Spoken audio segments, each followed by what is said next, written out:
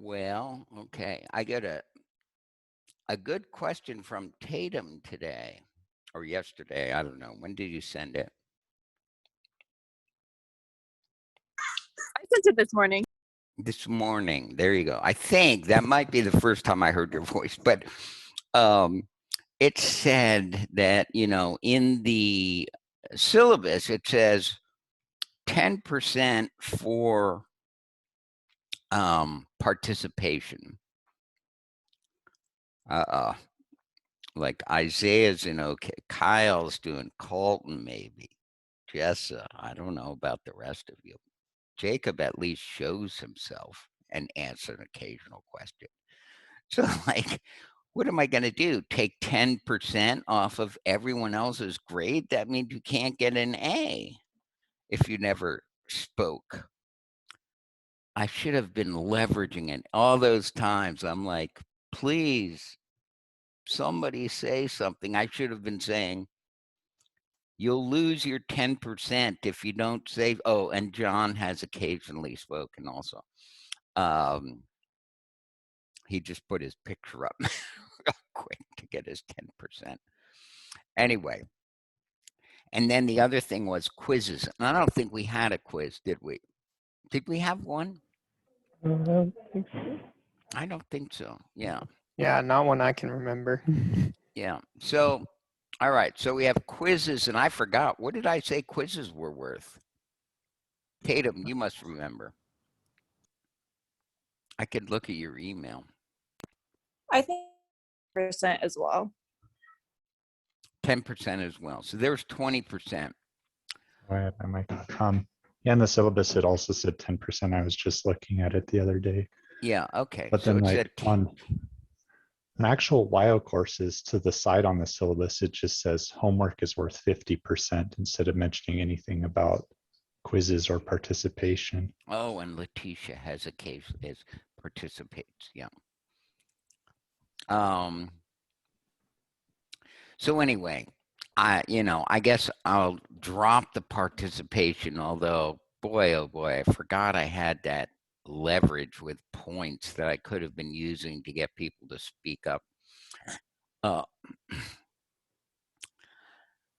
I don't know, actually looking, and then I remember Parker has made a number of comments in the chat, and so, but I think I'll drop the 10%. Sorry, Isaiah. I think he had this in mind the whole time. And he was thinking, oh, yeah, I'm going to do really well. So what does that like upset anybody? Would that be if I fold that into, which way should I fold it though? Into The homework. the homework. Yeah, I think the homework would work. So the grade system for WIO courses already has homework being 50%. Yeah. Okay. Okay. So I will fold that into the homework, and then what about the other 10% for quizzes? Yeah, it's already all folded into the homework on WIO courses. Oh, it is. Okay. The final 30 and the midterms 20. That's right. Okay. All right, good. You could always just throw some extra credit towards the participants. Now, Colton's How a would I do thinker. that? Now, I would not be opposed to that. Yeah. What would I do though? Well, I think like what Oh, you mean to people who have spoken up? yeah, like I think Lars just does like a it's out of 0 points, but you can score higher than that or something like that. I don't know. Uh-huh. Yeah, like Well, we'll just see. credit extra points to the homework or something, All right, since first that's what of it's all- enrolled into. Yeah. Let me just say that, I don't actually know what kind of grader Finley is. Is he tougher than me? He might be. He's kind of tough. I mean, I feel like he's been nice to me. you felt like he was nice to you? Okay. I felt like I got the benefit of the doubt if I left a comment or something, because my code doesn't always work, but I usually get close. Okay. Well, that's good because, I mean, my philosophy is basically if you try and you hand something in you know, I'm going to give you 50%. So this is how I grade the final also, right? I basically give half credit for something that's clearly an attempt to answer the question. Now, sometimes I say that and then I get people saying, you know, oh, I ran out of time, or I don't know what. I get all kinds of crazy answers. Like if it's obviously not really an attempt to answer the question, you won't get credit. But otherwise, I give, you know, eventually I'm like giving 50%, 50% for, you know, and then I start getting angry. And then, you know, if I grade years later, then the other ones, I might be like 40%. But basically, you get half credit for practically anything that you write down. And then after that, you know, for each problem, what I do when I grade the final is I kind of read a few different answers, you know, like maybe 3 or 4 to try to get a sense of like what a answer looks like. And then I break it down and I say, okay, here's the most important part of this question. Like, you know, when we're doing, you know, like inductive proofs in 3015, I'm like, okay, you have to do right. You have to write down what is the property you're trying to prove. What's the base case? What's the indexed step? Okay, if you do that, you know, you get like 78%. You're almost a B. Like, and then you just have to do a little bit right on the thing. And then if you get it perfect, you get 100. So the 50% is kind of like almost for free. So anyway, that's how I typically grade. Now, so let's see. I see Letitia says, can you go over some of the concepts of the last homework today? And yeah, I hope to do that, but maybe we should start. I almost feel like maybe I should start my review from the back of the course and go backwards, but I don't know. It might be hard.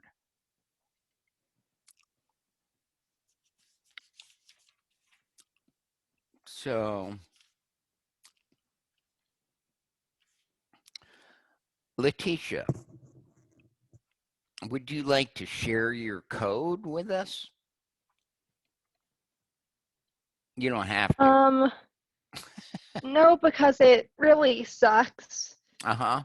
I've been having a lot of trouble with it. Mm-hmm. Like, I'm assuming that the first step is like the textbook said, taking it from using A expression and B expression to just expression. Yeah. But when I do that on certain points, it gives me like parse errors. Of course, right. Like on the where the on the parts where the last homework was the call by reference, call by name, call by value parts, when I change it from A expression to expression, it gives me a parse error on the equals. And of course, it doesn't tell me what the error is or why it's giving it. Okay. So, well, I guess, It says parse you know, error. one thing is that you can chop out everything to do with the semantics, the big step and the small step semantics, except that the type checker has, you know, sort of the same structure. So, I mean, you know, it might be useful for you to see it there, as the evaluation semantics look a lot like the recursive pattern of calls that the type checker has to make. But yeah, we can talk about that a little bit more at the end. But I mean, I think it sounds to me like maybe you just didn't change. Somebody else had a problem and I was like, oh my God, this is terrible. Who was it that had the bang problem? Was it Dawson yesterday with the, Yeah, that was me. yeah, with the exclamation point to look things up?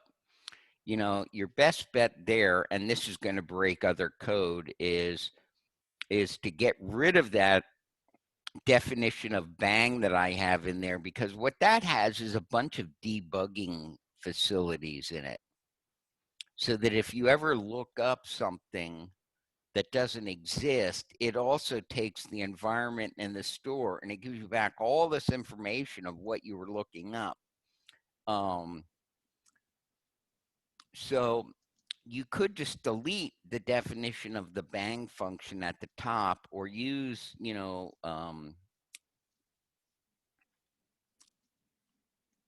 yeah, I would just delete. I apologize, actually. That made the homework harder than I think it needed to be, was the fact that that bang function was, complicated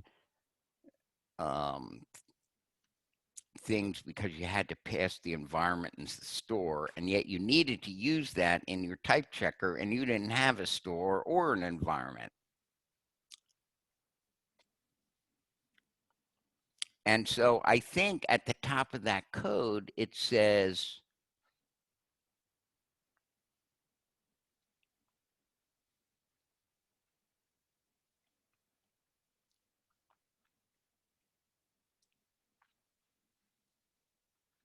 but what is capital EXP A1 in there? Uh, A1 is an EXP. You don't need the type in that there. No, it was previously AEXP A1, Oh, admittedly with capital A and not capital E. Not sure if that makes a difference, or if that was just a typo. all right. I'd have to look at the code. Maybe I have office hours after this, but I also have a meeting. I was thinking of just skipping them today, but maybe I need to go. By the way, This was what it previously was, and that doesn't give the parse error. Well, except for the big step bump so in did you I change changed their? that because I was trying to All right, combine big step A and big step B, but All right. it was giving the parse error before I did that. Okay. I think, probably a third of the people who are, here today had either sent me mail about a problem or came to office hours. So why don't you come to office hours and we'll work on it together instead of using up class. All But right, we'll when's talk. the office hours? Okay. Let's see. When are my office hours today? Oh, that's the wrong Gmail. Close this. Here's the Zoom meeting. They go from 2 to 3.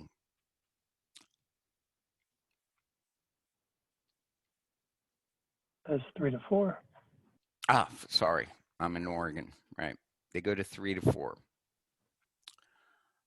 So let me put the link in the chat, since you may not, if you don't have the office hours, then you may not have the link.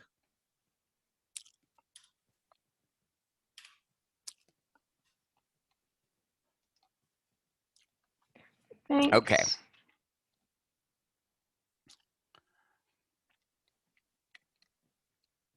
Oh, there's, let me get rid of some of these things.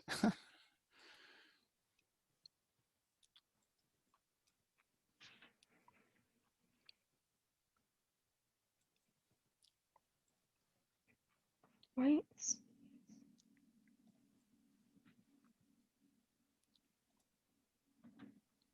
So the other thing is I think the meeting that I'm supposed to go is actually about setting up a program this summer with Dan Stanescu from the math department. I don't know. Does anyone know Dan? Professor Stanescu. Well, anyway, he's going to be, he applied for an NSF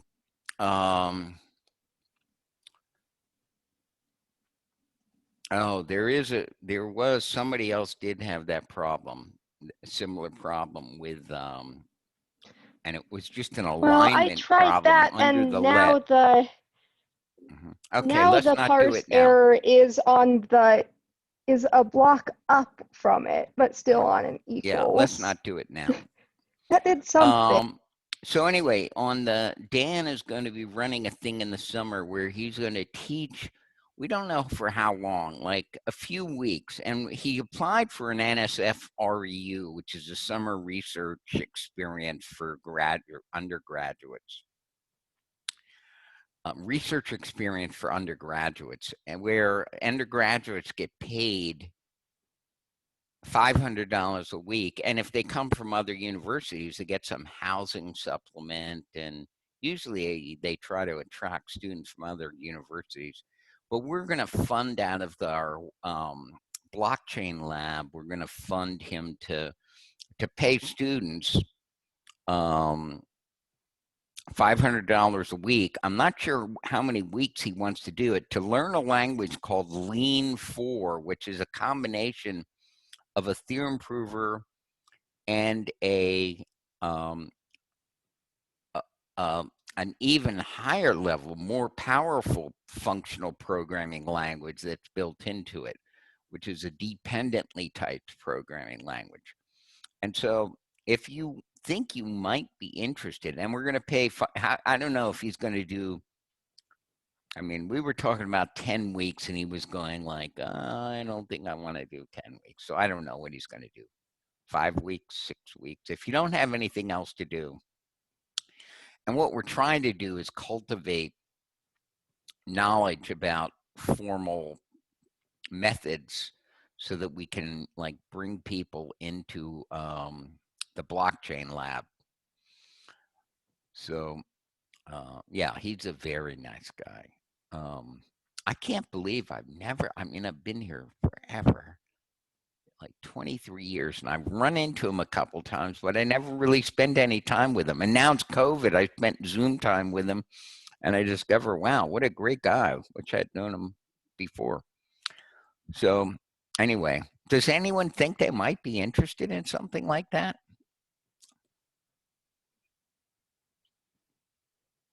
No. How many hours a probably- week is it? Oh, it's like, it's kind of intense. I don't know. Maybe like 3 or 4 hours a day.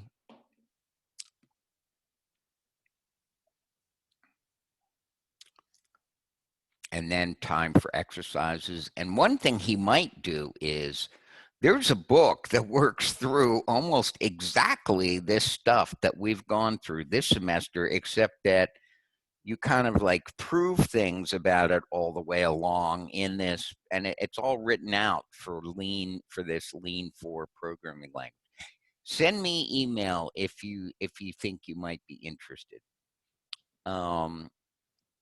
Just so I'm worried that we've waited so long that we're not going to get enough students to actually, make it. It's better if there's a few more students so that you can interact together and learn the thing together. But it's an interactive theorem prover. So basically, you kind of like write your code, and then you write theorems that should be true about it. Like an easy thing might be, okay, like from 3015 is, okay, if I have 2 lists, the length of the append of 2 lists is equal to the sum of the lengths of those 2 lists. So how do you prove that? Oh, you prove it by induction. And the theorem prover, you go like, okay, do induction on the first list, and it will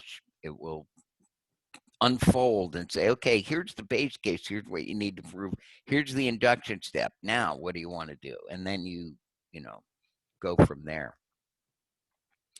So anyway, he's a mathematician, and this Lean 4 is a language that mathematicians have, for some reason, it's a formal theorem prover that mathematicians have kind of taken to. So anyway, so send me an email if you're interested in that. Let me go and, well, I guess let me share my screen. And okay. That's amazing. Like, okay. It's like the last lecture and I figured out how to get the chat and the images up, I think. Now, let's see. I have no idea what's going on here. This thing just generates error after error, but then it works.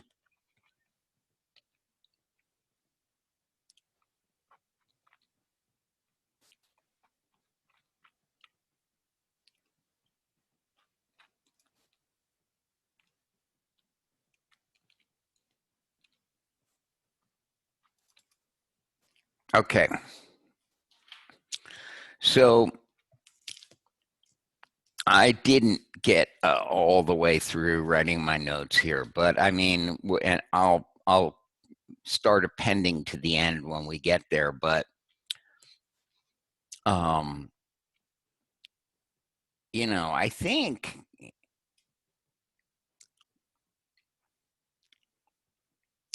this you learned a lot this semester.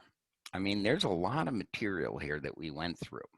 And so, I mean, you started off with the review of, you know, sets and relations and functions and partial functions, which are ones that don't always terminate, right? The abort. And then total functions are ones that always terminate. And we talked about abstract syntax, and you know, the first little language that we looked at was you know, we figured out, okay, you can present a language by giving the syntactic categories, and then he calls these the formation rules.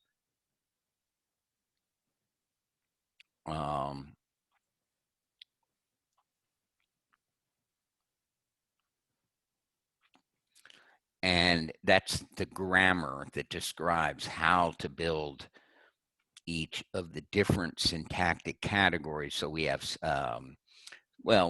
these are all the syntactic categories, but the only ones that really have structure. Numbers don't really have any structure. They're just given to us atomically, and variables, they're just strings. We take them as atomic names. But A expressions, B expressions, and statements all have, you know, recursive structure. So like if you look at, you know, statements, probably didn't want to do that. Okay, if you look at statements, S, wherever you see S's in here, that's, you know, tree structure in recursive structure or inductively defined structure in the statements. And then B expressions, you have the same thing where you've got, you know, these operations. And then for A expressions, you've got a bunch of operators. And so these are recursively defined, which gives us kinds of trees. And so you learned about abstract syntax and how to build the trees. And then also, I mean, any question, at any point, if you have a question, blurt it out. Then we had transition systems, which were very abstractly defined. Come on.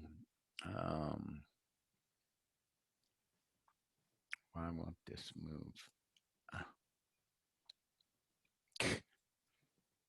Come back.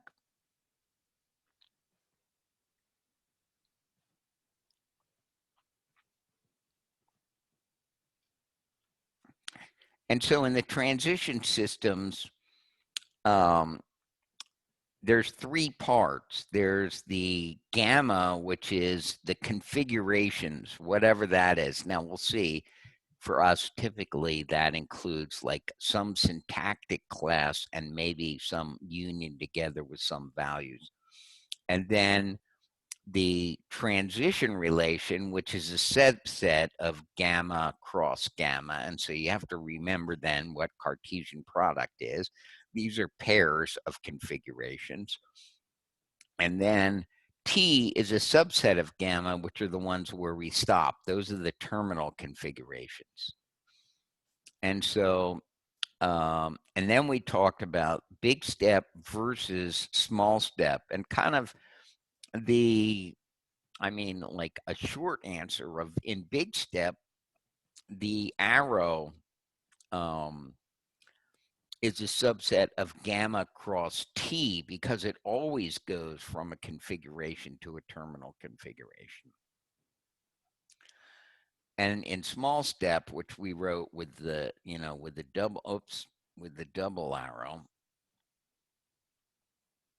like that, you typically go from, you have some transitions that go from gamma to gamma, which is not, where the second one is not a terminal configuration.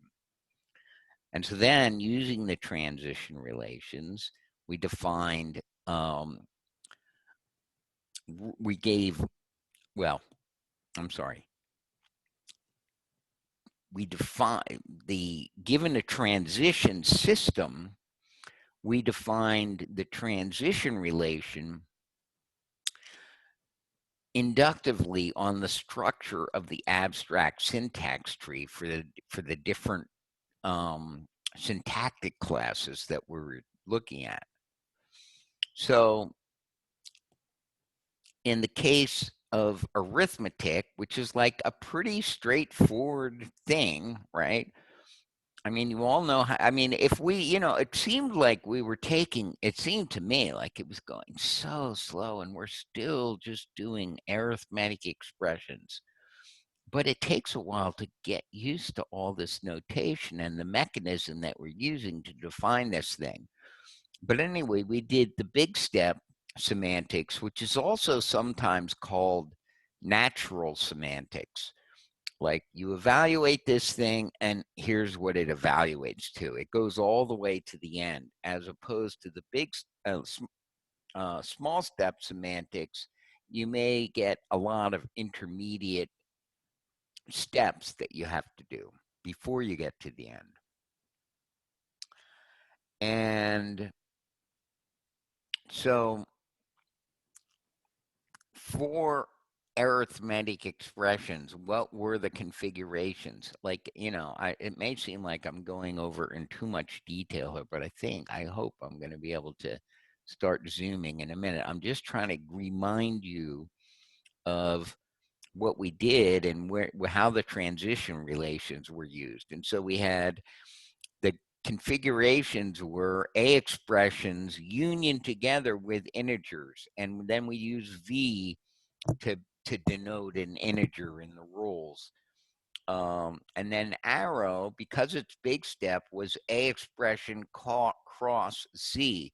Since Z is a subset of gamma and A expression is a subset of gamma, this is a perfectly okay Cartesian product, but the relation is actually a subset of it, and it's the one that's defined by the rules. And then the terminal configurations are you evaluate to an int. So you take an A expression, which is a syntactic thing, and it tells you in the big step to say, what integer does that denote? And to simplify, instead of having, 1, 2, 3 different rules that look identical,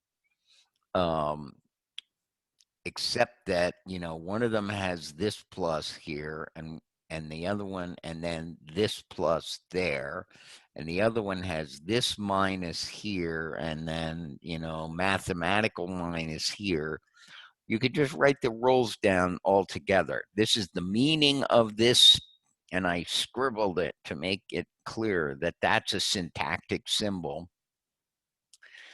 And so the meaning of the syntactic symbol, which is scribble plus, is equal to just ordinary mathematical plus. Scribble minus is equal to ordinary mathematical minus, and scribble star, oh, well, stars are always scribbled. Star is equal to multiplication. And so now then this one rule captures all 3 of those. Any questions on that? I'm not sure why he didn't do that, actually. It would have saved him like maybe write out a expression explicitly once, and then after that, contract it. Because really, look, we only have 3 rules instead of 5. And then we had, okay, if you have a parentheses around an A expression, just evaluate the A expression. That'll give you a value, and then use that value as the answer. And a numeral just returns its value when you interpret the numeral as an integer. Now, the thing to notice, and I wish I could split my screen on this thing, is that these are the only ones that have anything above the line. And those are ones where we're kind of explode, using the syntax tree. It's defined by induction. So it's like, you take A1 and you say, okay, what does that go to? And then you take A2 and what does that go to? And then you construct V by just adding those 2 together. So each one of these, and in general, whenever you see a recursive element, that means you're going to have some arrows above. You're going to have recursive calls to figure out the value of this thing and the value of that thing to figure out the value of the semicolon. And here, this is going to call B recursively, and then you got to call S1 and S2. Now he does, I think, write down his rules to avoid doing recursion, except when there's recursion in the syntax. So then, I don't know, any questions? So the thing is that once we did this, then everything else is essentially the same, except that it gets more complicated because we have to add in more information to be able to actually do the evaluation. So the small step rules, in those, gamma is the same, but arrow goes from gamma to gamma. Now, it turns out that we could have written A expression over here, I guess, because we don't have any rules that have an int in the as the first element. There is no rule that starts with some integer value and evaluates to something. And then T is just integers. So let me see. This is in the small step, so I could say, could be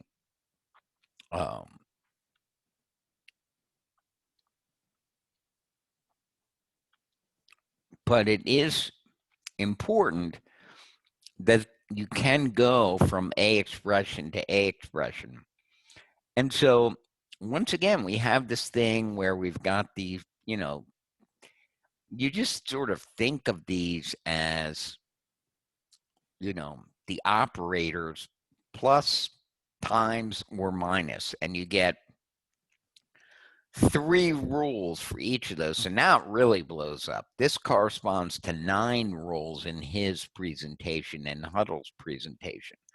But the point is that if you have something that looks like this, and A1 and A2 are not values, they're not integers. If A1 is an A expression and not a value, then A1 could compute to something. And then that's like saying, okay, we're going to go down in the left subtree of, we've got a syntax tree that looks like this. Oh, I can't see what I'm writing, or maybe it just hasn't come up yet. Oh, I'm writing it in the wrong spot. We have a syntax tree that looks like this, and then over here, I've got a tree that represents A1, and over here, I've got a subtree that represents A2, and this rule here is something like, a left rule. It says, go to the left side and do some computation in A1. And the second one says, okay, no, go down the right side and do some computation in A2. And finally, this one says when there's nothing left to do, like A1 and A2 are both integers, okay, then you finally do the operation. And, you know, we taught, and then this one's simple too, but again, it's a recursive element in the syntax. The parenthesis has an A in it, so there's recursion there, which means that there's a hypothesis over the rule. And again, this one breaks down into two rules. It says, look, compute with A1, and if you get to A, that should be A1 prime. If you get to A1 prime, then put that in parentheses. And finally, if it turns out that A1 prime is an integer, then you use the next one. Then you use this rule to evaluate v parentheses around an integer just evaluates to the integer. And then numerals, again, evaluate in the same way. There's no recursion in the definition of numerals. Okay. So probably, you know, it would have helped if I'd gotten further because I think we're able to move quicker without me writing everything down. But chapter 4 was adding program state. So now this is not all the way to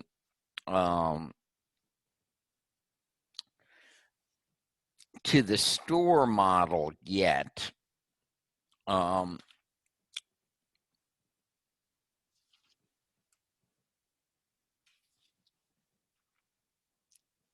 But we're getting there. So in this one, we just have with the state is the collection of all functions that map from variables to int.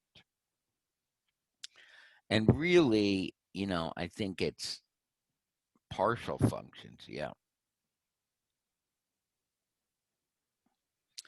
And so then if S in the next line says, if S is a state and I update the value in S of X to be V, and then I apply that, remember that result of that is one of these, and I'm defining what it means to here. So this is an update.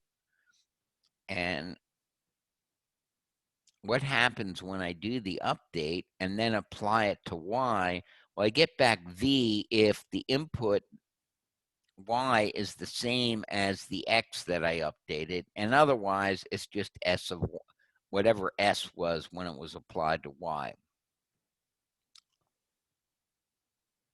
And now we can add a rule for variables. You'll notice in the previous sections, he did not have rules for variables because I say, what's the value of X? You go, I don't know.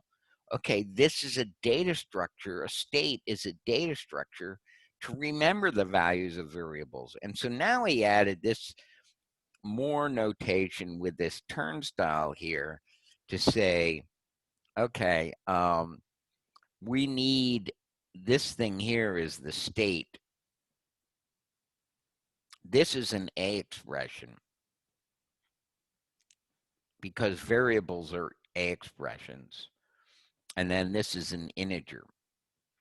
And how do I get the integer value? Well, I use the state and I just look up X in the state and that gives me back the integer value.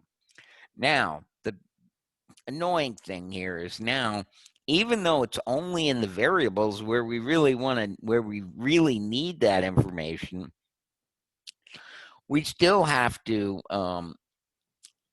do all these rolls over. I wonder if I can copy. I've really been successful at that. Let's see.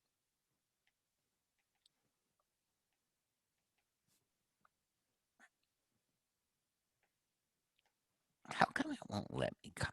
Sometimes it does, but sometimes it won't. So anyway, now I got to go back and rewrite all the other rules. I got to say, like, okay,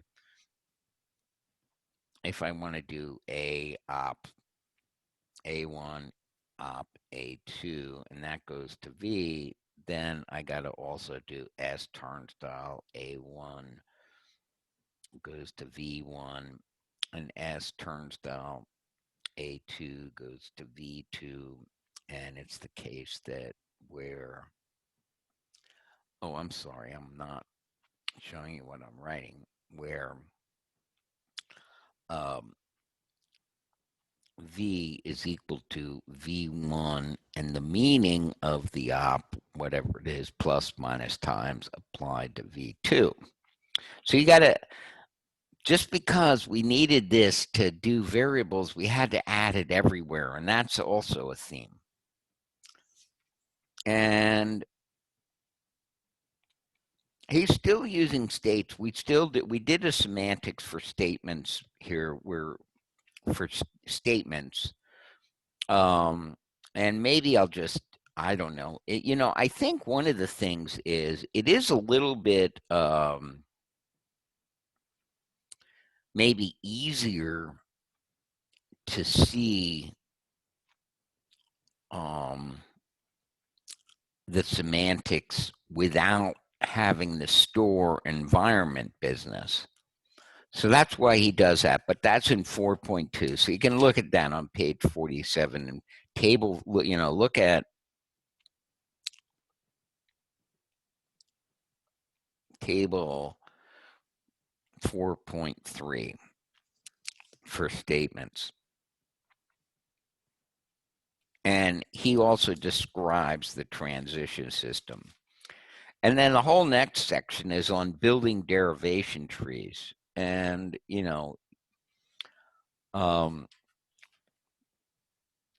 so I don't know. Should I do? I'm not going to do it. I mean, we did derivate. We covered it pretty well, I think.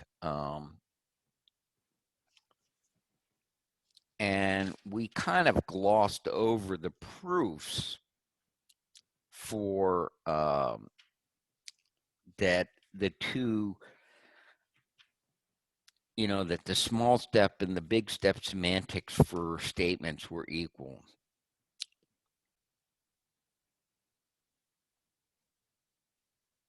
So in chapter 5, we started looking at control structures.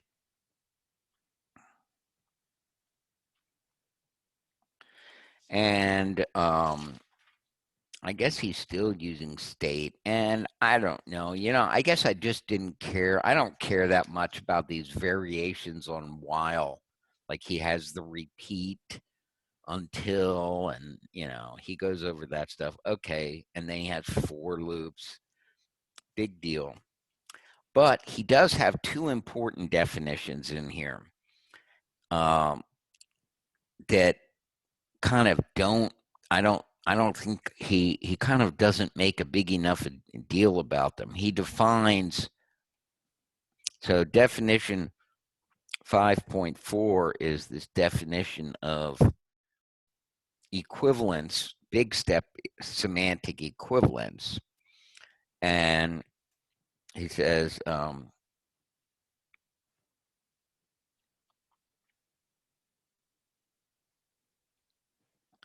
big steps equivalence says S1 is big step semantic equivalent to S2 if and only if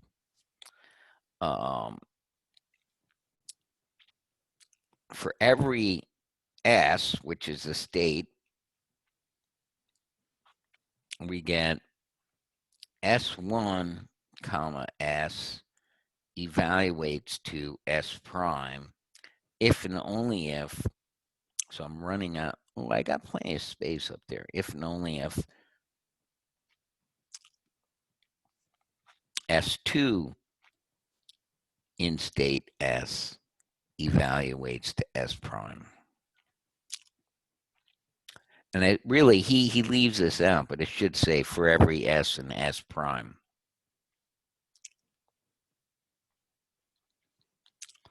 So the idea is that they're equivalent if no matter what state you start them in, they end up in the same state. And so, you know, you might kind of like, what the heck does that mean? Well, it just means something like, you know, X gets the value of 0 is big step equivalent to the program X gets the value of X minus X. So those are different programs. This is, you know, this is syntactically different from this. So they're different S expression or A expressions, but they behave the same all the time because X minus X is always going to be equal to 0. So that's a pretty important thing. It lets you think about when two programs are kind of compute the same function is a way to think of it. Questions? And then we had, no? And then we had S1 small step equivalent to S2 if and only if for all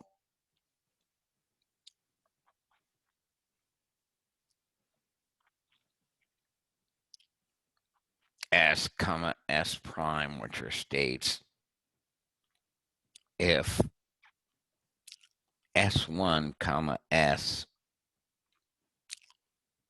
evaluates in some number of steps to S prime. That's true if and only if S2 in S evaluates in some number, 0 or more steps to S prime.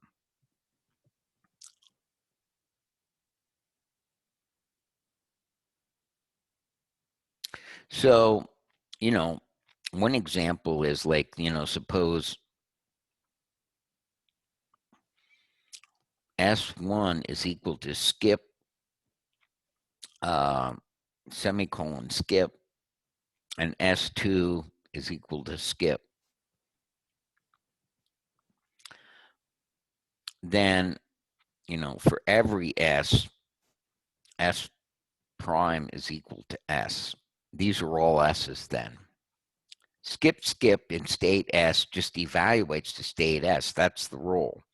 And skip in state S evaluates to state S. So that would be rule. So we would have shown that, you know, these two are equal. So skip, skip is small steps. SS. Well, what did he have on there? Small SSS.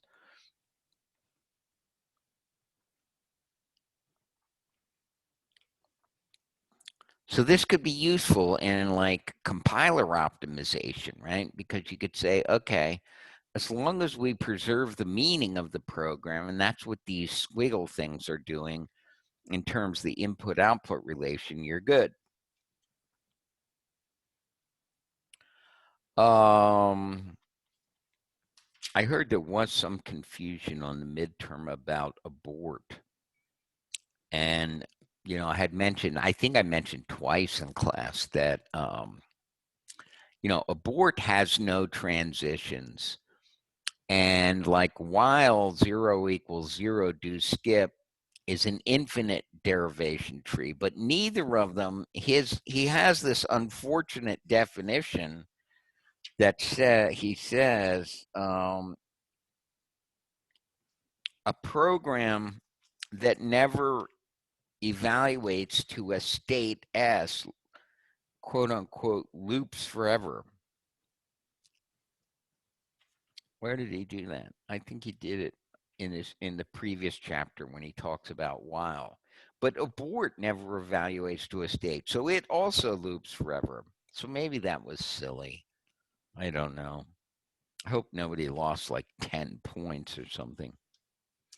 Then we talked about concurrency, adding concurrency. And then in chapter 6, we did blocks.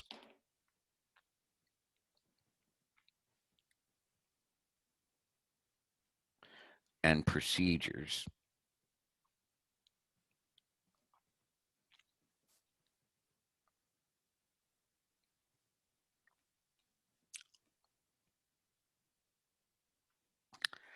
And at this point, we ended up introducing this. The big thing that happened here was we introduced declarations.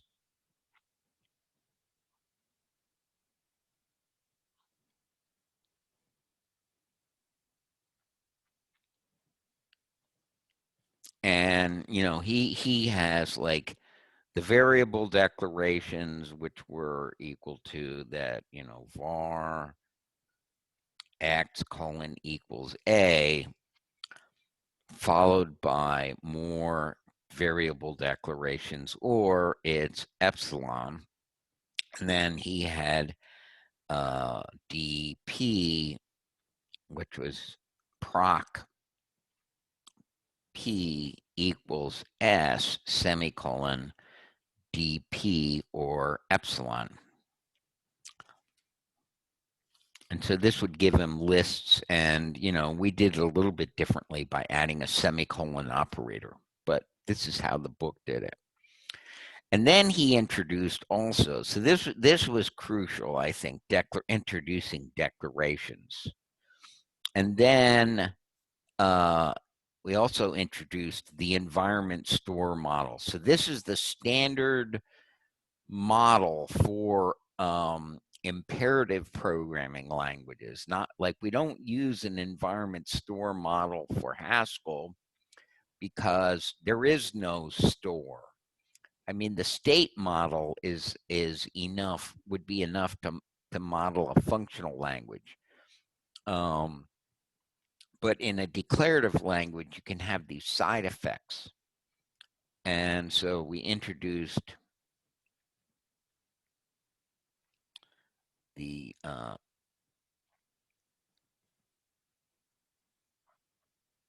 environment store model. And so, like, I always,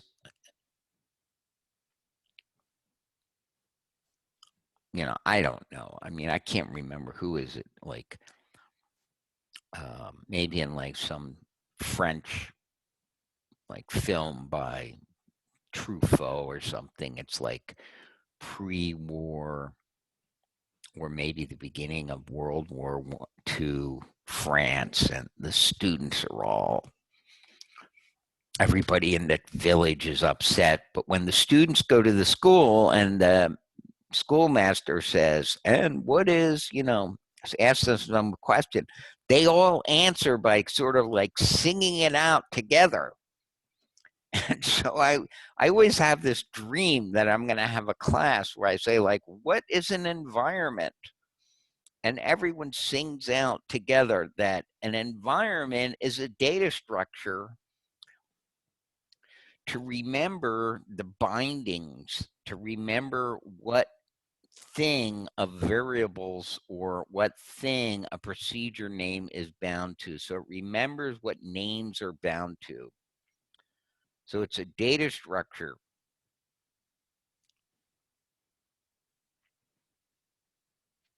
to remember what names are bound to.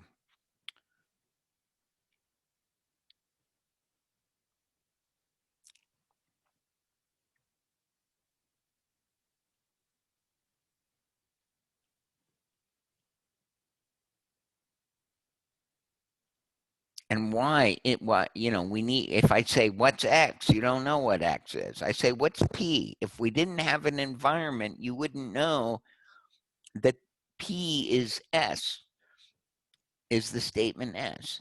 So you can think of it as the environment remembers the meaning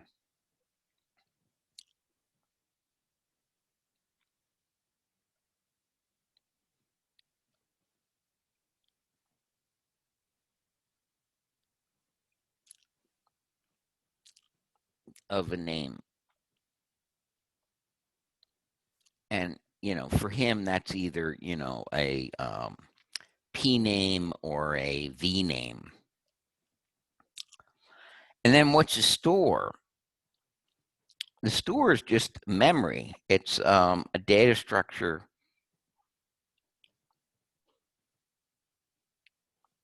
to model computer memory.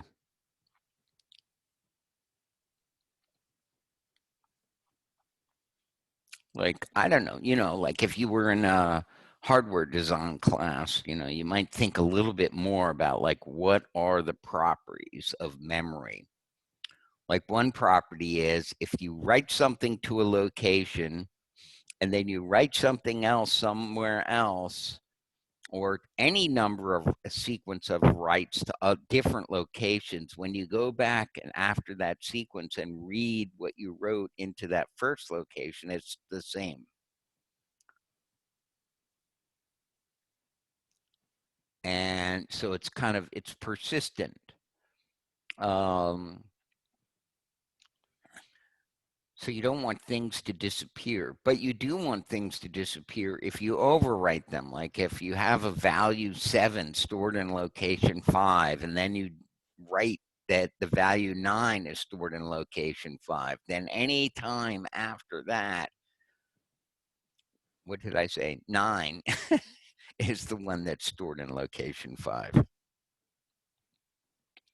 So you could think of a store as a function from locations to ints. And, you know, when we did it as a data type in Haskell, you know, we did that the store was either next loc or max loc. And so those were special locations. And then, and so location was, I mean, that I got to say that loc is really just, you know, like a 0 up through infinity. Except we have a constructor for them. So in Haskell we write, you know, loc equals loc int.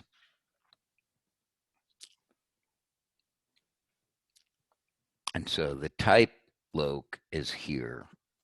And then we've got those 2 extra ones. 2 special memory locations. And then we wrote allocate. And then I would say, you know, look at the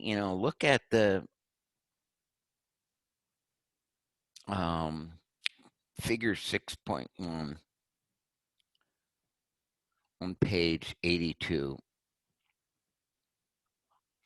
for the model, because the variable points, the environment, remember, so, you know, like the var, what does he call it? Var env. Oh no, env var.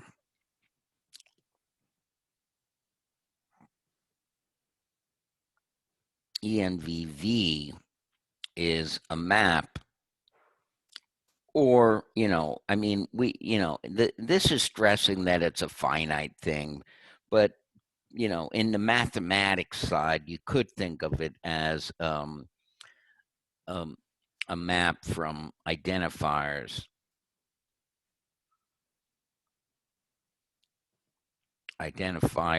to what? Tell me.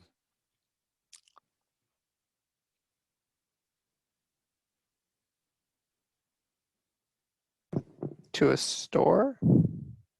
Or No, location.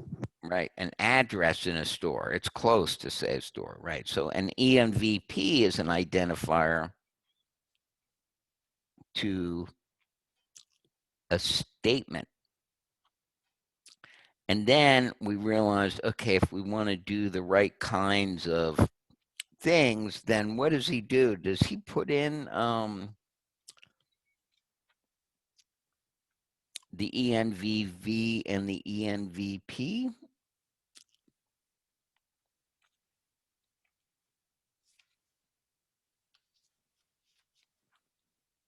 I'm looking for his procedure declaration.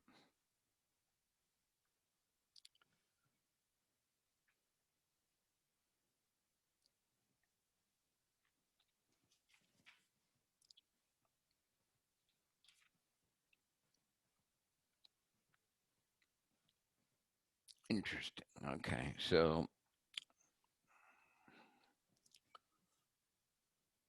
it's just a statement in this first round. And later we start to get fancier, try to remember the things that were already declared. So what's an environment? It's a data structure to remember the meanings of names.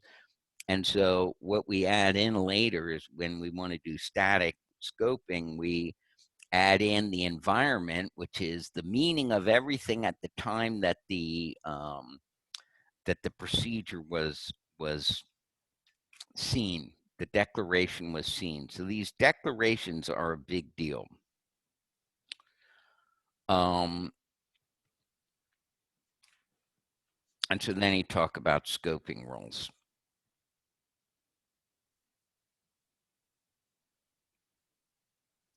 And that changed the meaning of ENV, the type of environment for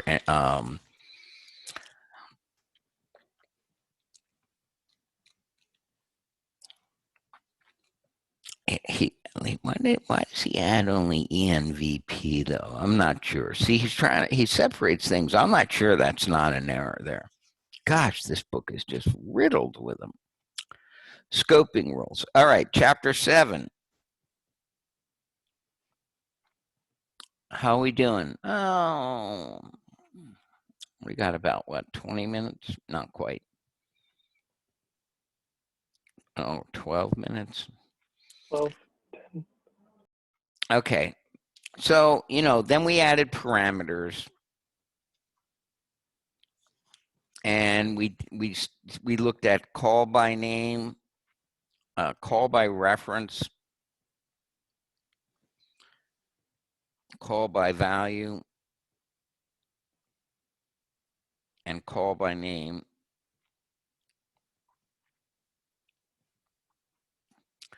One thing that I didn't show you is that if you add pointers as a type, then you can just do call by value, and call by reference is the same thing as passing a pointer.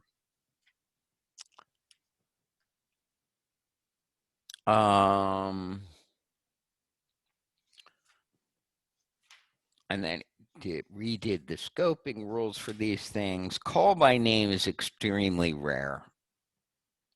Well, I mean, we use it in Haskell, but in non-functional programming languages, it's rare. We skipped chapter 8.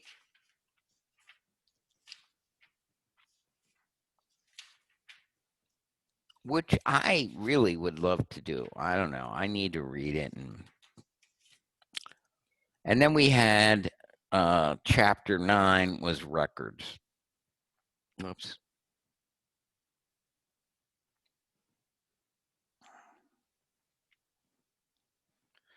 And, that meant manipulating, we used environments as the meaning, of a record. So we had, ENVR is an identifier, and it goes to an environment. Now, for his, like here even, you're stuck with this. You have to do variables first and then procedures, and then records. So you could have records and records, but you know, so this one really needs to be, oops, sorry, I'm off the edge. ENV, ENVP, ENVR for him, for Huddle. And so I don't know. We did records, and then we did, and so we did not go. We didn't get to 9.3, where we have a class-based language, and then after that he introduces objects. But we skipped to chapter 13.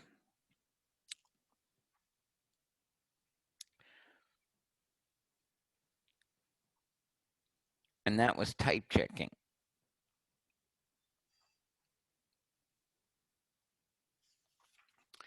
And, you know, for like A expressions, it's extremely straightforward, right? Or for B expressions, or even expressions, once you had to write the code for expressions. I guess I mean, I could write it down here, but I was thinking of, so what are the kinds of questions I've been, you know, I think I wrote one. And what I do is I give you an environment, and then I want you to write some code that would create that environment, or write in this language, not Haskell. So here's like an example. If I said like, okay, here's an environment, and it says, you know, X is bound to loc0, and Y is bound to loc1, and I'm just going to put everything together in the same environment. And then P is bound to X, gets the value of Y plus 1. And then I might even have record, I'm sorry, R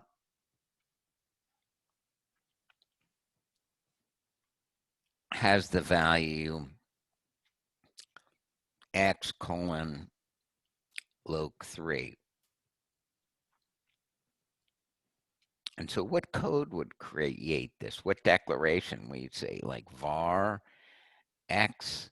Well, and I could give you the store.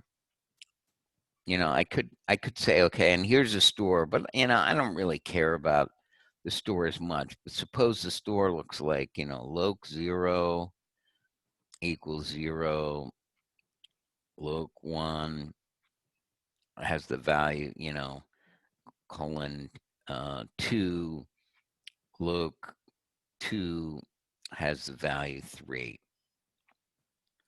So here's my store, here's my environment. How could I get this store and environment? What bit of code would evaluate to that? Well, you could have var X colon equals 0, semicolon, var X, Y colon equals 2, semicolon, var, oh, I didn't have another var, I have a P. So proc P is Y, X gets the value of Y plus 1. And then finally, after that, we have record, and it has one field, and it would get created by saying in this record is a var. Oh, the record name is what? R. Could you scroll up on the screen, Professor? Oh gosh, yeah, damn. Wish you had asked a long time ago.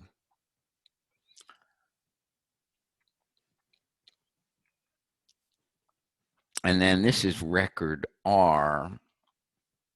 And I forgot, what is his syntax for records? Is it like, I like a squiggly bracket, but I don't think he does that.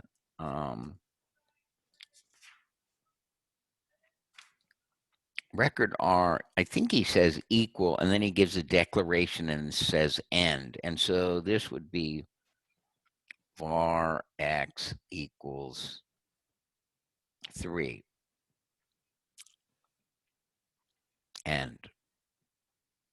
So there's a declaration that if you evaluated it would generate this environment and this store.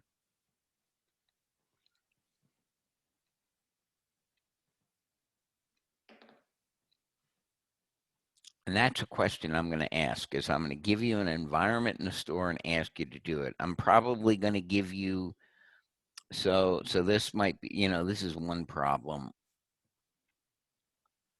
And, you know, another problem is going to be something like, I give you, given a simple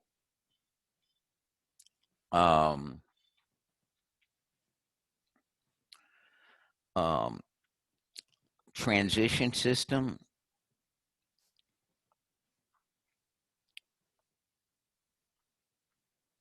describing and with a transition relation, so with, you know, including the transition relation.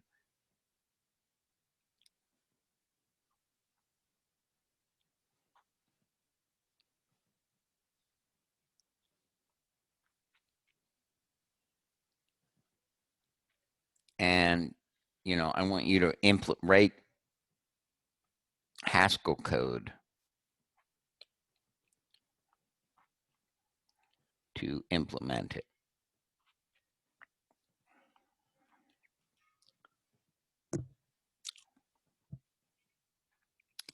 And another one will be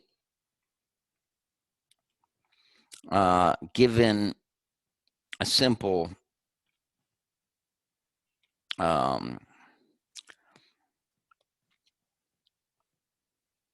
Haskell evaluator, write down a transition system, write a, you know, what we call these really is, I mean, simple transition system. This is, you know, a structured operational semantics.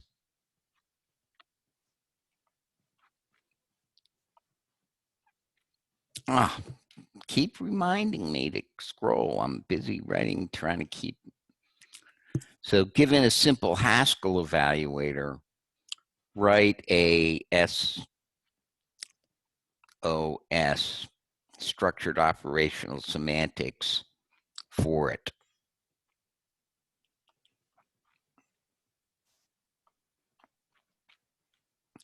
And I might have, so this is one problem, that's another problem. And maybe I'll have a, and maybe these will include types, a little type system.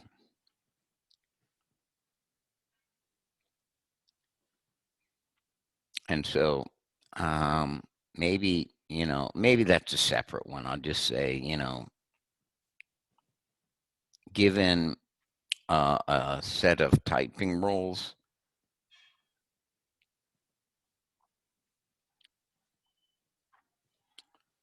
maybe for the previous problem, something like that. Given a set of typing rules for language,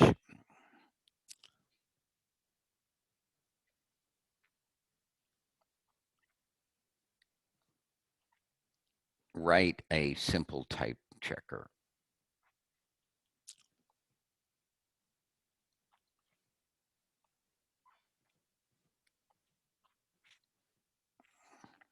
Okay.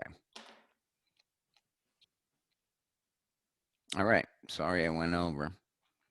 So for the structure operational semantics, is that just like kind of what we use for like the multiply or add, like functions made No, for it's those? just Is a that what you mean by that? transition system. And the rules, you know. So like I could give you like a little one, like I could say like, you know, eval s. So I need a data type. So let's, you know, I mean, so like for arithmetic expressions, you know, maybe we have var string,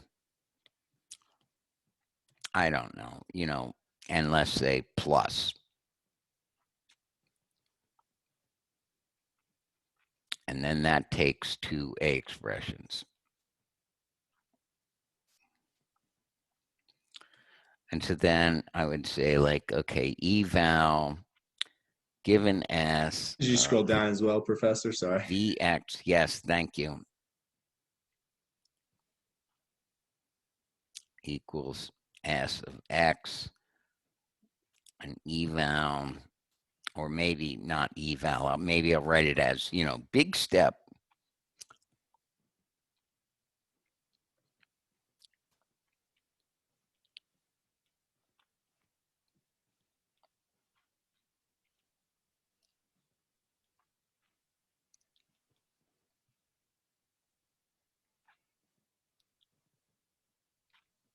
So there, here's like a little bit of code for this previous problem, right?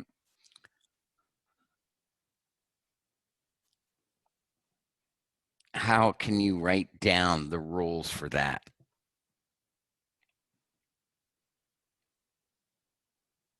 It's pretty easy, right? You just say S turnstile X goes to V if S applied to X equals V, and S turnstile You scroll plus. down.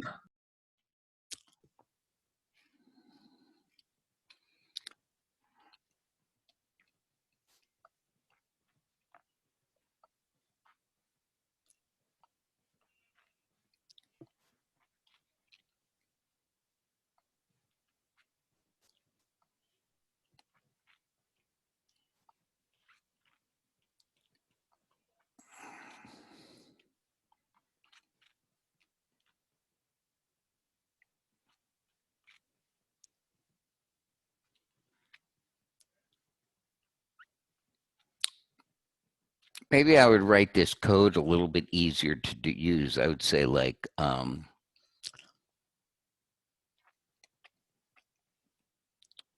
that it looks more like the rule. I would say, you know, this is like, you know, V1 equals eval. So this is a where clause where V1 equals eval s A1, V2 equals eval s A2, and V is equal to V1 plus V2, and this is equal to V. So that looks more like the rules. And I'll try to make the code, I'll make the code look as much like the rules as I can, okay? So those would be the two rules for this little language and evaluator.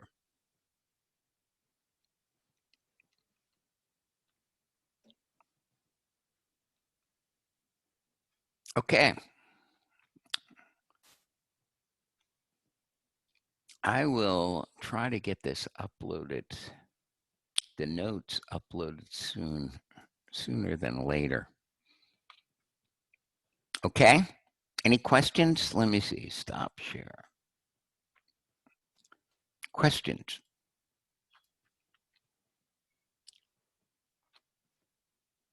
All right. Sorry I went over, but I don't know. It's probably worthwhile. Any Okay. advice for, real quick, any advice for studying right before the final? I guess not right before the final, but any like ideas of like what you're doing for the final, or what should we do to I've just prepare? been telling you exactly what problems are going to be on the final. Okay. I mean, like, I guess in summary, I don't know. What should we, I don't know. Okay. I mean, I will upload these notes, even though they're kind of scribbled at the end, and you'll be able to read them and see. This is, you know, there's 1, 2, I described like 1, 2, 4 problems here. That might actually be enough, but maybe I'll throw in a few little extras. Okay. Hey, cool. I mean, you know, the thing is, it's open book and open internet also, right? You can do whatever you want, but you're not going to find an answer to the thing. Anyway, all right. Talk to you later. Right. Bye. Thanks, Dr. Caldwell. Yep. See you. Thank you. Bye. Bye-bye.